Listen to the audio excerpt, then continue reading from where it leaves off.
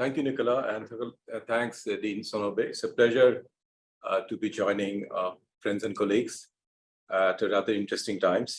One of the advantages of being lower in the tier of list of speakers, most of the people have said what you would have said, so that makes it easier. I'll just touch base on a few issues which probably did not get highlighted. Even as we speak today, December 12th, 2022, the reality is about 830 million people will go to sleep hungry. About 330 million people are in acute hunger. And World Food Program has asked for funding of $20 to $23 billion to feed 160 million people. While it's important we talk about climate change, energy, all are very, very important issues. Fundamentals is if you don't eat, you don't live. And this was not just exacerbated by the Ukraine crisis. Before that, pandemic, drought, cyclone has been taking a heavy toll. In Afghanistan, parents are selling their children for $1,200 for buying food. That's the kind of reality we are meeting against.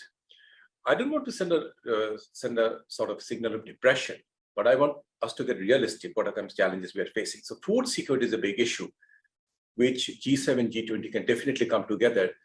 And in my opinion, two things we need to depoliticize. One is food, second is medicine. We have seen what happened during the pandemic, how during 2 years, unfortunately, there was a clear lack of global leadership. Whether it was US or Europe or China, nobody rose to the occasion. And God forbid there's a second pandemic, we should be better prepared in terms of responding.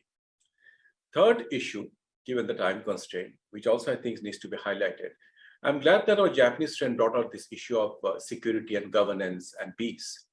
Which other country is in a better position to do that? Japan, because as you know, the only country which really suffered a nuclear attack 78 years back when 210,000 people perished in a matter of months. Why I'm raising this? We have seen the specter of nuclear rhetoric getting out of control in October, November during the Ukraine war. And Japan, being very close to the Korean Peninsula, is frequently onlooker of missiles flying over its territory. And one little miscalculation can bring about disproportionate amount of suffering, which we should be careful about. So one is the nuclear, second is the non-traditional security risks that we are facing, whether it's cyber, climate migration, internally displaced population. So these are some of the issues which hopefully the task force in which I have the pleasure of working with Jenny and Antonia will be closely looking into and bring some insights. So these are very interrelated issues, cross-functional issues.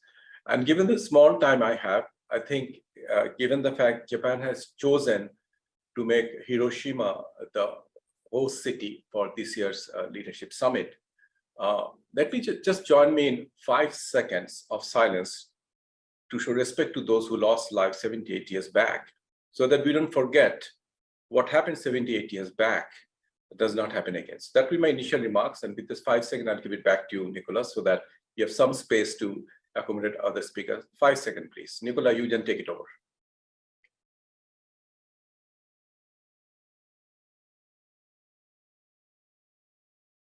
Thank you so much.